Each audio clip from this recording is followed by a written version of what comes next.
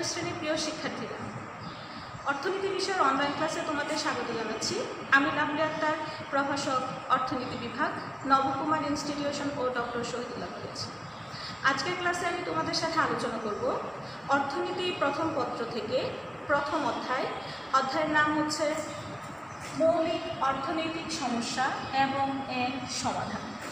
শিক্ষার্থীরা, এই অধ্যায় থেকে তোমাদের সাথে আমার এটা 4 নম্বর লেকচার।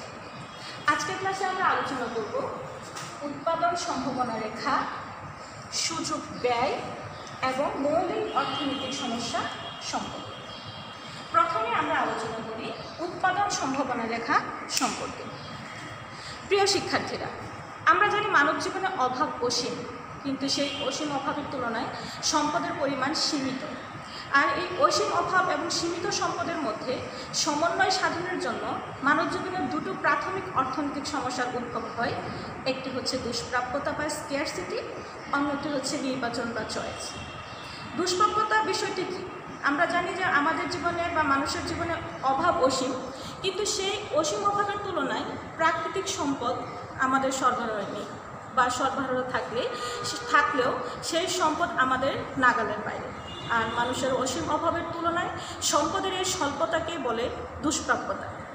যেহেতু আমাদের অভাব অসীম কিন্তু সম্পদ সীমিত, এই সীমিত সম্পদের মাধ্যমে সব অভাব একসাথে পূরণ করা সম্ভব নয়। তাই আমাদেরকে ওই অসীম অভাবের মধ্য থেকে সবচাইতে গুরুত্বপূর্ণ অভাবগুলোকে বা প্রয়োজনীয় অভাবগুলোকে বাছাই করতে হয়। আর প্রয়োজনীয় অভাব বা গুরুত্বপূর্ণ অভাব বাছাই করতে গিয়ে মানুষের জীবনে দেখা দেয় নির্বাচন সমস্যা। আর এই নির্বাচন সমস্যাকে সঠিকভাবে ব্যাখ্যা করার জন্য অর্থনীতিতে দুটো বিষয় সম্পর্কে সুস্পষ্ট ধারণা থাকতে হয়। একটি হচ্ছে উৎপাদন সম্ভাবনা রেখা, অন্যটি হলো সুযোগ ব্যয়। উৎপাদন সম্ভাবনা রেখা, যাকে ইংরেজিতে বলে প্রোডাকশন পসিবিলিটি কার্ভ, সংক্ষেপে পিপিসি। প্রিয় শিক্ষার্থীরা, উৎপাদন সম্ভাবনা রেখা হচ্ছে এমন একটি রেখা যা সমাজের বিদ্যমান সীমাবদ্ধ সম্পদ এবং চলতি প্রযুক্তি সাপেক্ষে দুটো উৎপাদনযোগ্য দ্রব্যের উৎপাদনের বিভিন্ন সংমিশ্রণ প্রকাশ করে। উৎপাদন সম্ভাবনা রেখা সম্পর্কে বিস্তারিত আলোচনা যাওয়ার পূর্বে আমি তোমাদের সাথে একটু উদাহরণ শেয়ার করি। মনে করো একজন কৃষকের এক খণ্ড জমি আছে। এই জমিটা থাকার পরে কৃষকের মনে প্রশ্ন আসবে প্রথমে, এই জমিতে আমি কী উৎপাদন করব? মনে করে কৃষক তার জমিতে ধান উৎপাদন করতে পারে, আর আবার পাটও উৎপাদন করতে পারে। কিন্তু সে যদি তার সমস্ত জমিতে ধান উৎপাদন করে তাহলে তার পাটের উৎপাদন হবে 0। আবার কৃষক যদি তার সমস্ত জমিতে পাট উৎপাদন করে তখন তার ধানের উৎপাদন হবে 0। কৃষক আবার তার জমিতে ধান, অর্ধেক জমিতে ধান, অর্ধেক জমিতে পাট উৎপাদন করতে পারে। আবার জমির বেশিরভাগে ধান, কম ভাগে পাট, আবার জমির বেশিরভাগে পাট এবং কম অংশতে ধান উৎপাদন করতে পারে। কৃষকের জমির সীমাবদ্ধতা হচ্ছে এতটুকু, এর বাইরে কৃষক উৎপাদন করতে পারবে না। কৃষক তার সীমাবদ্ধ সম্পদের ভিতরে যে কোনো জায়গায় সে উৎপাদন করতে পারবে, কিন্তু তার সম্পদের বাইরে এখানে সে উৎপাদন করতে পারবে না কোনোভাবে, কারণ এই পরিমাণ সম্পদ তার কাম্য হলেও এই পরিমাণ সম্পদ তার কাছে নেই। তার সম্পদ এতটুকু অঞ্চলের মধ্যেই সীমাবদ্ধ। তাই এই সীমাবদ্ধ সম্পদের সাপেক্ষে কৃষক কীভাবে এই যে ধান এবং পাট উৎপাদনযোগ্য দুটো দ্রব্যের বিভিন্ন সংমিশ্রণ উৎপাদন করবে তাই নির্দেশ করে উৎপাদন সম্ভাবনা রেখা। দেখো, উৎপাদন সম্ভাবনা রেখা হলো এমন একটি রেখা যা সমাজের বিদ্যমান সম্পদের দুষ্প্রাপ্যতা বা সীমাবদ্ধতা এবং অভাবের নির্বাচন সাপেক্ষে উৎপাদনযোগ্য দুটো দ্রব্যের সকল সম্ভাব্য সংমিশ্রণ নির্দেশ করে। উৎপাদন সম্ভাবনা রেখাকে অর্জনযোগ্যতার সীমানা রেখাও বলা হয়। উৎপাদন সম্ভাবনার সূচি। দেখো, এখানে উৎপাদন সম্ভাবনার সূচিতে 3টি সংমিশ্রণ আছে, A, B, C। প্রথম কলামে আমরা নিয়েছি ধান, দ্বিতীয় কলামে পাট। এর সংমিশ্রণে কৃষক যদি তার সমস্ত সম্পদে পাট উৎপাদন করে তখন তার ধানের উৎপাদন হয় 0। বি সংমিশ্রণে কৃষক ধান উৎপাদন করতে পারে 20 মণ, আবার পাট উৎপাদন করতে পারে 20 মণ। সি সংমিশ্রণে কৃষক তার সমস্ত সম্পদ দিয়ে যদি ধান উৎপাদন করে তাহলে তার ধানের উৎপাদন হবে 30 একক, কিন্তু তার পাটের উৎপাদন হবে 0। শিক্ষার্থীরা, এখন আমরা এই উৎপাদন সম্ভাবনার সূচি থেকে উৎপাদন সম্ভাবনা রেখা অঙ্কন করব। দেখো, চিত্রের আনুভূমিক অক্ষে, অর্থাৎ যে রেখাটা ভূমি অক্ষের সমান্তরাল তাকে বলে আনুভূমিক অক্ষ। আনুভূমিক অক্ষে বা ভূমি অক্ষে আমরা নিয়েছি ধান, আর উলম্ব অক্ষ বা লম্ব অক্ষে যে রেখাটা লম্ব অক্ষ বরাবর খাড়া তাকে বলে লম্ব অক্ষ। লম্ব অক্ষে নিয়েছি আমরা পাট। আমরা 10 ঘর করে কেটে নিয়েছি, 10, 20, 30। পাট অনুরূপভাবে পাট লম্ব অক্ষ আমরা 10 ঘর করে 10, 20, 30 পর্যন্ত কেটে নিয়েছি। দেখো, আমরা এখন এই উৎপাদন সম্ভাবনা সূচি থেকে উৎপাদন সম্ভাবনা রেখা অঙ্কন করব। ধানের উৎপাদন যখন 0, তখন পাটের উৎপাদন হচ্ছে 30। দেখো, তাহলে 0-এর সাথে এর সংমিশ্রণ 30 আমরা মিলিয়ে দিলাম, সংমিশ্রণ হচ্ছে 1। 20 সংমিশ্রণে ধানের উৎপাদন যখন 20, তখন পাটের উৎপাদন 20। আমরা 20 একক ধানের সাথে 20 একক পাটের উৎপাদন মিলিয়ে দিলাম, সংমিশ্রণ বিন্দু হচ্ছে B। C সংমিশ্রণে ধানের উৎপাদন যখন 30, তখন পাটের উৎপাদন হচ্ছে 0। 0-এর সাথে আমরা 30 মিলিয়ে সংমিশ্রণ বিন্দু পেলাম আমরা C। এবারে A, B এবং C বিন্দু তিনটি যোগ করে আমরা AC উৎপাদন সম্ভাবনা রেখা পাই। শিক্ষার্থীরা, এই AC উৎপাদন সম্ভাবনা রেখা দ্বারা সম্পদের সীমাবদ্ধতা নির্দেশ করছে। এখানে মোট সম্পদ হচ্ছে OAC পরিমাণ। এখন উৎপাদনকারী এই উৎপাদন সম্ভাবনা রেখার উপর যে কোনো বিন্দুতে সে যদি উৎপাদন করে তাহলে তার সম্পদের দক্ষ ব্যবহার হবে, কিন্তু সে কোনোভাবে এই উৎপাদন সম্ভাবনা রেখার বাইরে একটি বিন্দু যে বিন্দুতে উৎপাদন করতে পারবে না, কারণ যে বিন্দুটি তার সম্পদের যে বিন্দু পর্যন্ত সম্পদ তার হাতে নেই, এটা হচ্ছে তার অর্জনযোগ্য অঞ্চল, কারণ এই পরিমাণ সম্পদ তার কাছে নেই। কিন্তু উৎপাদনকারী যদি উৎপাদন সম্ভাবনা রেখার ভিতরে যে কোনো বিন্দুতে, মনে করে H একটি বিন্দু, H বিন্দুতে সে উৎপাদন করতে চায়, তাহলে সে উৎপাদন করতে পারবে, কারণ এটি তার অর্জনযোগ্য অঞ্চল। আর উৎপাদন সম্ভাবনা রেখার উপরে যে কোনো বিন্দুতে, যেমন A, B, C বিন্দুতে উৎপাদন করলে তার সম্পদের দক্ষ ব্যবহার হবে। আর ABC উৎপাদন সম্ভাবনা রেখাটি দ্বারা তার সম্পদের সীমাবদ্ধতা প্রকাশ করছে। শিক্ষার্থীরা, তাহলে আমরা উৎপাদন সম্ভাবনার সূচি থেকে উৎপাদন সম্ভাবনা রেখা অঙ্কন প্রণালী দেখলাম। এখন দেখো, এখানে প্রথম আমি দুটি কোয়েশ্চেন তোমাদের, এখানে দুটি কোয়েশ্চেন আমরা নিয়েছিলাম। এক, উৎপাদন সম্ভাবনা রেখা অঙ্কন করো। আমরা উৎপাদন সম্ভাবনা রেখা অঙ্কন করে ফেলেছি। 2, যদি ধান 10 এবং পাট 10 এবং ধান 40 এবং পাট 20 এই দুটি সংমিশ্রণে উৎপাদনের যৌক্তিকতা বিশ্লেষণ করো। অর্থাৎ এই সংমিশ্রণের নাম যদি দিই আমরা G এবং এই সংমিশ্রণটির নাম যদি দিই আমরা H, তাহলে এই দুটি সংমিশ্রণ উৎপাদন করা কি যৌক্তিক হবে? দেখো শিক্ষার্থীরা, তাহলে আমরা দেখি নিই এই দুটি সংমিশ্রণ উৎপাদন করা যৌক্তিক হবে কিনা। ধানের উৎপাদন 10, পাটের উৎপাদন 10, তাহলে 10 এককের সাথে আমরা 10 একক মিলিয়ে দিলে যে সংমিশ্রণ পাই। দেখো, 10 একক ধান এবং 10 একক পাট যদি উৎপাদনকারী উৎপাদন করে, সে উৎপাদন করতে পারবে, কারণ এটা তার সম্পদের সীমাবদ্ধতার ভিতরে আছে, তার অর্জনযোগ্য অঞ্চলের ভিতরে আছে। কিন্তু এই পরিমাণ যে বিন্দুতে সে যদি উৎপাদন করে তার মোট সম্পদের মাত্র এতটুকু অংশ ব্যবহার হবে, আর বাকি সম্পদ অব্যবহৃত থেকে যাবে, তাহলে তার সম্পদের দক্ষ ব্যবহার হবে না। তাহলে যে বিন্দুতে সম্পদের অদক্ষ ব্যবহার বা অলাভজনক উৎপাদন।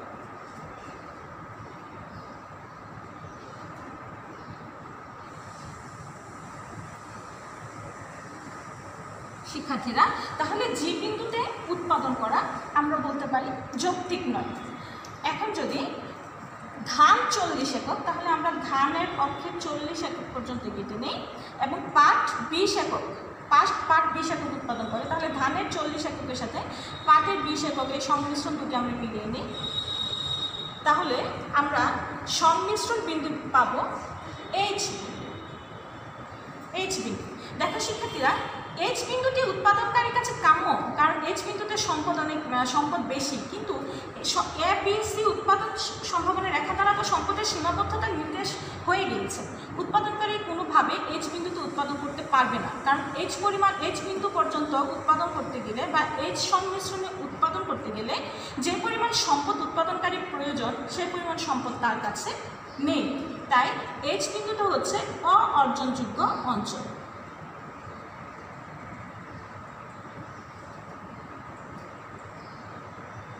অর্থাৎ এইচ বিন্দুতে উৎপাদনকারী উৎপাদন করতে পারবে না। তাহলে ধান 40 একর এবং পাট 20 একর এই সংমিশ্রণটিও উৎপাদন করা উৎপাদনকারীর পক্ষে যৌক্তিক নয়, কারণ এই এইচ বিন্দুতে উৎপাদন করতে বা এইচ সংমিশ্রণ উৎপাদন করতে যে পরিমাণ সম্পদ প্রয়োজন উৎপাদনকারীর, এবিসি উৎপাদন সম্পন্ন রেখা দ্বারা সম্পদের সীমাবদ্ধতা প্রকাশ করায় এইচ বিন্দুতে উৎপাদন করতে গেলে সেই পরিমাণ সম্পদ তার হাতে নেই। শিক্ষার্থীরা, আমি আশা করছি তোমরা উৎপাদন সম্ভাবনা রেখা কাকে বলে, উৎপাদন সম্ভাবনা সূচি থেকে উৎপাদন সম্ভাবনা রেখা অঙ্কন প্রণালী বিষয়টি তোমরা বুঝতে পেরেছ এবং এর অর্জনযোগ্য অঞ্চল এবং অর্জনযোগ্য অঞ্চল সম্পর্কে তোমাদের স্পষ্ট একটা ধারণা হয়েছে। এবার আমরা আলোচনা করব সুযোগ ব্যয় বা অপরচুনিটি কস্ট সম্পর্কে। আমরা জানি অভাব তো অসীম, কিন্তু সম্পদ সীমিত। এই সীমিত সম্পদের মাধ্যমে সব অভাব একসাথে পূরণ করা সম্ভব নয়, তাই মানুষ বাছাই করে। আমরা জানি তাই একটি অভাব পূরণ করতে গিয়ে বা মানুষের একটি পছন্দ পূরণ করতে গিয়ে অপর যে পছন্দটি ত্যাগ করতে হয়, সেই ত্যাগকৃত পছন্দটিকে বলা হয় যে অপর পছন্দটি সুযোগ ব্যয়। যেমন একজন ব্যক্তিকে একটি পছন্দ পূর্ণ করতে গিয়ে পরবর্তী সর্বোত্তম যে পছন্দটি ত্যাগ করতে হয়, সেই ত্যাগকৃত পছন্দ বা সুযোগকে প্রথম দ্রব্যটি সুযোগ ব্যয় বলে। উদাহরণ হিসেবে আমরা বলতে পারি, মনে করে কৃষক তার 1 খণ্ড জমিতে 20 মণ ধান এবং 30 মণ পাট উৎপাদন করতে পারে। এখন কৃষক যদি চিন্তা করে সে 20 মণ ধান উৎপাদন করবে, তাহলে তাকে 30 মণ পাটের উৎপাদনের সুযোগ কিন্তু ছেড়ে দিতে হবে। তাহলে সেই 30 মণ পাটই হলো 20 মণ ধান উৎপাদনের প্রেক্ষিতে সুযোগ ব্যয়। শিক্ষার্থীরা, এখন আমরা মৌলিক অর্থনৈতিক সমস্যাগুলো সম্পর্কে আলোচনা করব। মানব জীবনের অভাব যেহেতু অসীম, কিন্তু সম্পদ সীমাবদ্ধ, তাই এই সীমাবদ্ধ সম্পদের সাপেক্ষে তার প্রয়োজনীয় অভাব পূরণ করতে গিয়ে মানুষকে বিভিন্ন ধরনের সমস্যার সম্মুখীন হতে হয়। যেমন সীমাবদ্ধ সম্পদের মাধ্যমে আমরা কি উৎপাদন করব, কি উপায়ে উৎপাদন করব, এই উৎপাদিত পণ্য আমরা কিভাবে বন্টন করব, এই সংক্রান্ত বিভিন্ন সমস্যা মানুষের জীবনে দেখা দেয়। আর এই সমস্যাগুলোকে বলা হয় মৌলিক অর্থনৈতিক সমস্যা। অর্থনীতিবিদ P.S. স্যামুয়েলসন বা পাল অ্যান্থনি স্যামুয়েলসন এর মতে প্রত্যেক সমাজের মৌলিক অর্থনৈতিক সমস্যা হচ্ছে 3টি। 1. কি উৎপাদন করা হবে, 2. কি উপায়ে উৎপাদন করা হবে, 3. কার জন্য উৎপাদন করা হবে। প্রথমে আমরা আলোচনা করি কি উৎপাদন করা হবে মৌলিক অর্থনৈতিক সমস্যাটি নিয়ে।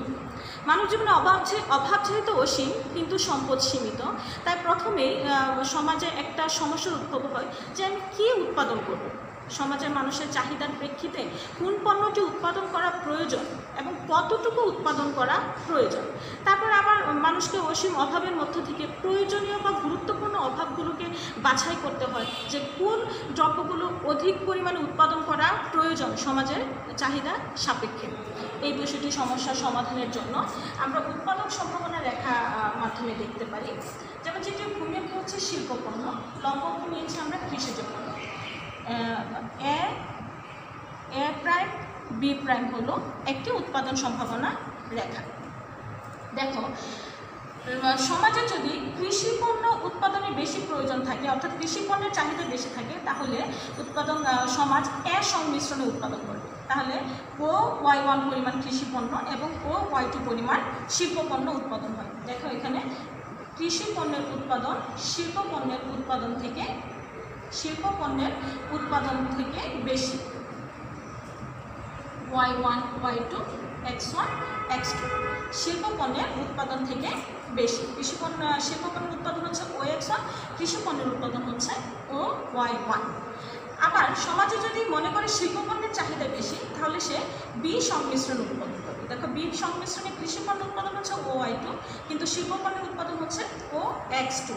এখানে কৃষি পণ্যের উৎপাদনের তুলনায় শিল্প পণ্যের উৎপাদন বেশি শিক্ষার্থীরা।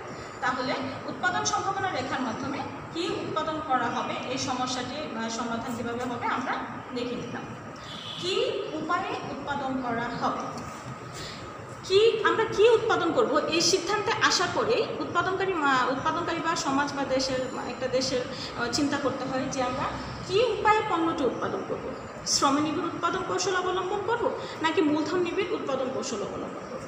যদি কোনো দেশে অধিক শ্রমিক থাকে কিন্তু মূলধন কম থাকে তখন সে দেশ শ্রমনিবিড় উৎপাদন কৌশল অবলম্বন করবে। আবার কোনো দেশে যদি মূলধনের পরিমাণ অধিক থাকে কিন্তু শ্রমের পরিমাণ কম থাকে তখন সে দেশ মূলধন নিবিড় উৎপাদন কৌশল অবলম্বন করবে।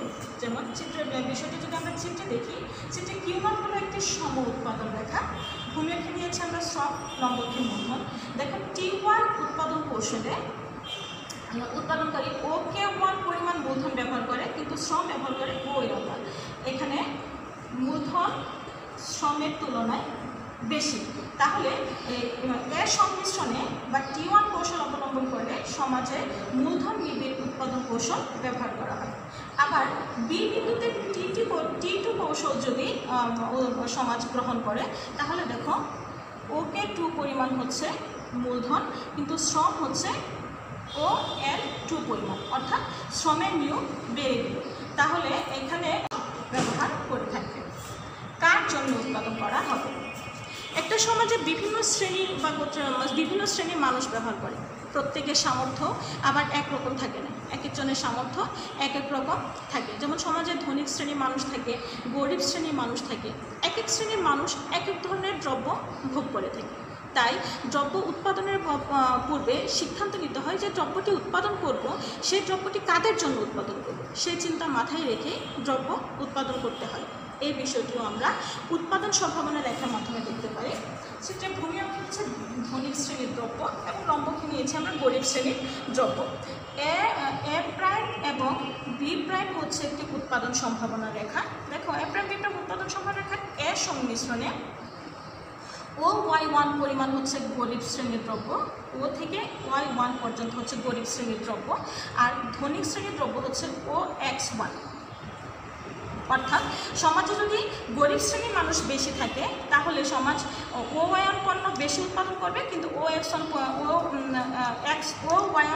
Y পণ্য বেশি উৎপাদন করবে OY1, কিন্তু X পণ্য কম উৎপাদন করবে OX1 পরিমাণ। আবার সমাজে যদি ধনিক শ্রেণী বেশি থাকে তাহলে সমাজ কি করবে? দেখো সমাজ Y পণ্যের উৎপাদন কম করবে OY2, কিন্তু X পণ্যের উৎপাদন বেশি করবে OX2 পরিমাণ। শিক্ষার্থীরা,